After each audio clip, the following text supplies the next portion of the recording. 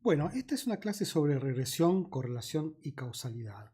Es muy importante un punto de vista conceptual, no vamos a ver ninguna técnica nueva, pero vamos a ver una idea que es muy importante y vamos a enfrentar una discusión que hasta ahora nos ha sido ajena, que tiene que ver con hasta qué punto los modelos de regresión contienen información causal. Ya vamos a ir con bastante detalle a eso, ¿no? Primero, necesito una cuestión preliminar, que es el problema, esto es técnico 100%, es el problema de regresión en una variable dummy o binaria, ¿no? Piensen en el más simple de los modelos de regresión, como este que está acá, ¿no? Que es, hay una variable explicada, hay una sola variable explicativa, una sola nada más, ¿está bien? Y esta variable es binaria, o sea, toma valor 0, 1, ¿no? Insisto, esto podría notar, por ejemplo, el hecho de que una persona recibió o no una droga, y esto podría ser, yo que sé, la temperatura corporal. Esto podría denotar que una familia recibió la asignación universal por hijo, y esto, por ejemplo, sus ingresos mensuales. Entonces, déjenme utilizar la siguiente notación. N, este que está acá, es la cantidad total de observaciones, ¿no? Y T es la cantidad total de observaciones que tienen DI igual a 1.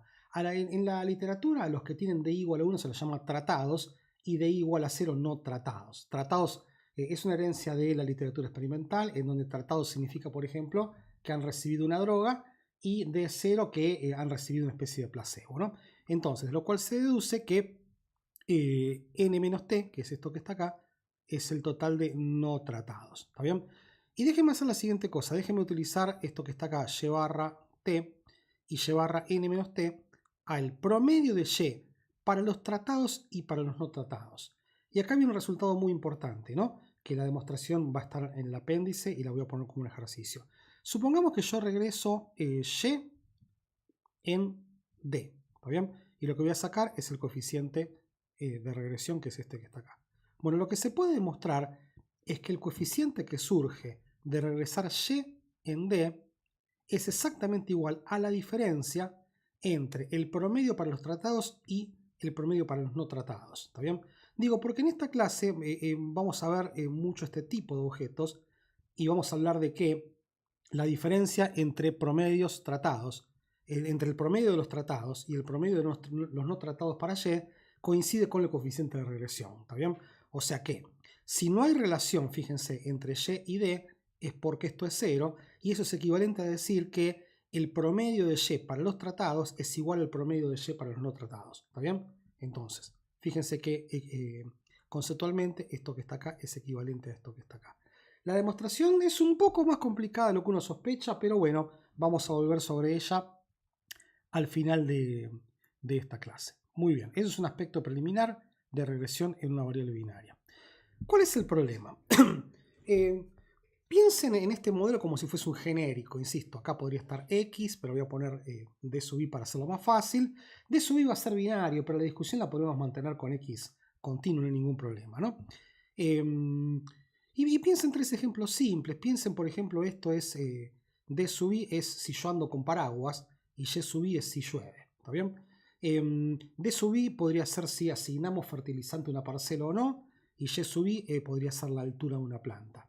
D sub I podría ser si una familia recibe la asignación universal por hijo, y Y sub I podría ser un indicador que dice si el hijo de esa familia, que tiene por ejemplo 15 años, está yendo o no al colegio secundario, ¿no? La pregunta que nos vamos a hacer, y que nunca hicimos, porque yo siempre dije vamos a postergar esta discusión porque es sofisticada, y la vamos a hacer ahora, es en qué sentido este coeficiente beta del modelo, ¿está bien?, mide el efecto que tiene D sobre Y. ¿Está bien? Por ejemplo, el efecto que tiene un fertilizante sobre la altura de una planta, el efecto que tiene la asignación universal por hijo sobre las chances de que los chicos vayan al secundario, o más ridículamente, qué efecto tiene el hecho de que yo lleve paraguas en que llueva o que no llueva. ¿Está bien? La otra pregunta que nos vamos a hacer es ¿en qué sentido el estimador de mínimos cuadrados ordinarios que regresa Y en D en base a observar pares de Y estima el efecto que tiene D sobre Y? ¿Está bien? El efecto causal. El problema es que todavía no tenemos una definición clara de qué significa que una cosa causa la otra. Entonces, ese es el trabajo que tenemos que hacer en esta clase. dar una definición coherente y operativa de qué significa causa-efecto y después indagar si es cierto que el estimador de mínimos cuadrados ordinarios implementado sobre el modelo de regresión dice algo acerca de la forma en la cual una causa tiene un efecto. Y vamos a ver que hay buenas noticias y malas noticias. Pero primero quiero que nos enfrentemos con el problema, ¿no? Que es el problema de causa y efecto en base a cosas que son observables. ¿Está bien? D va a ser una variable binaria. ¿Está bien? ¿Está bien? Que lo que indica es causa o tratamiento. Por ejemplo, D es igual a 1 si una persona recibe la UH, 0 si no la recibe, 1 si una persona toma una droga, 0 si no la toma, etcétera, etcétera, ¿no? Y la notación que vamos a adoptar es que D1 denota la circunstancia en la cual la persona es tratada, recibe una droga, etcétera, etcétera, y D sub 0 denota la circunstancia en donde D es igual a 0, ¿está bien? Y Y es un resultado o un efecto, podría ser, por ejemplo, la altura de la planta, el estatus ocupacional de una persona en la circunstancia en donde hablamos de, por ejemplo, de recibir o no la AUH, ¿está bien? Y fíjense que esta variable es cuánto vale Y si la persona recibió el tratamiento, ¿está bien? O sea, el resultado observable si hubo tratamiento, y esto es lo contrario, cuánto vale Y si la persona no recibió el tratamiento. Esto podría ser, por ejemplo, la altura de una planta si recibió fertilizante, la altura de una planta si no recibió fertilizante.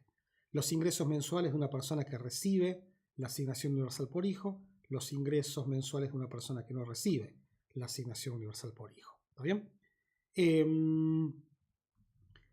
Lo que resulta tentador es pensar que el efecto causal es la diferencia entre tratados y no tratados, ¿está bien? Que es esta magnitud que está acá, ¿está bien?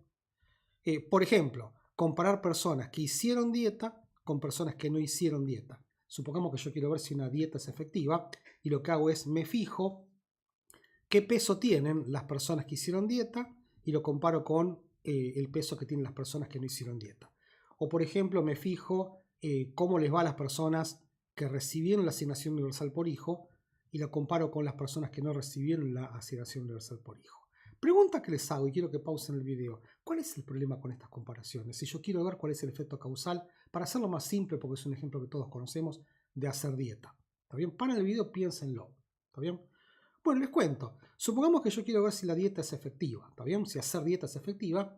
Y me voy a cualquier lugar y comparo el peso de los que hacen dieta con el peso de los que no hacen dieta. ¿Está bien? Y lo que voy a encontrar es que el peso de los que hacen dieta es más grande que el peso de los que no hacen dieta. ¿Está bien? Y algún despistado va a querer concluir, ¿ves? Entonces hacer dieta engorda. Acá lo que está pasando es que se nos confundieron los efectos de hacer dieta, ¿está bien? Con las razones por las cuales yo hago dieta, ¿está bien? Insisto, la gente hace dieta porque percibe que está obeso, porque su médico se lo dice, entonces por eso hace dieta, ¿está bien? Entonces, en definitiva, fíjense lo que está pasando. Resulta que si yo comparo el peso de las personas que hacen dieta con el peso de las personas que no hacen dieta, me va a dar positivo, ¿está bien? Y esto no tiene nada que ver con que hacer dieta engorda, sino que justamente lo que está pasando es que lo que está reflejando la comparación entre los observables, insisto, el peso de la gente que hace dieta con el peso de la gente que no hace dieta, es que lo que está reflejando son las razones por las cuales la gente hace dieta, ¿está bien? No los efectos de la dieta. Entonces, ¿cuál es el problema de comparar tratados con no tratados? Es que se me mezclan las causas con los efectos, ¿está bien? Entonces, en definitiva, de comparar para ver si la dieta es efectiva, yo no puedo comparar pesos de personas que hacen dieta con pesos de personas que no hacen dieta, ¿está bien? La otra cosa que tampoco puedo comparar es antes y después, ¿está bien? Por ejemplo, este podría ser el peso de personas después de hacer dieta y este podría ser el peso de personas antes de hacer dieta, ¿está bien? Y posiblemente pase que si yo comparo el peso de personas que hicieron dieta con el peso de personas que no hacen dieta, de que bajaron de peso, ¿está bien? Pero posiblemente la gente que hace dieta, además de hacer dieta, yo qué sé, baja el estrés, posiblemente toma alguna medicación, posiblemente también haga alguna actividad física. Entonces, la comparación antes y después confunde los efectos de hacer dieta con otras razones que se dan en simultáneo con el hecho de hacer dieta, como hacer ejercicio, no fumar, yo qué sé, por ejemplo, tomar algún medicamento. ¿Está bien? O sea que en definitiva, tanto la comparación antes y después, como la comparación tratados y no tratados, es una comparación de peras con manzanas. ¿Por qué? Porque falla el supuesto de ceteris paribus. Insisto, cuando yo comparo tratados y no tratados, se me mezcla el efecto de la droga con las razones por las cuales la gente toma una droga. Cuando yo comparo antes y después, se me mezcla el efecto de la dieta con otros factores concurrentes que pueden haber afectado al peso. ¿Está bien? Entonces, lamentablemente, aprender de las relaciones causa-efecto en base a comparar cosas que se observan, así obviamente no funciona. ¿Está bien? Entonces, ¿qué es lo que tenemos que hacer en el próximo video? Primero, dar una definición de qué significa, una definición más precisa de qué significa causa-efecto y construir un modelo simple en donde en base a observables se puede aprender acerca de cómo es que una causa tiene un efecto. Eso lo vamos a ver en el próximo video.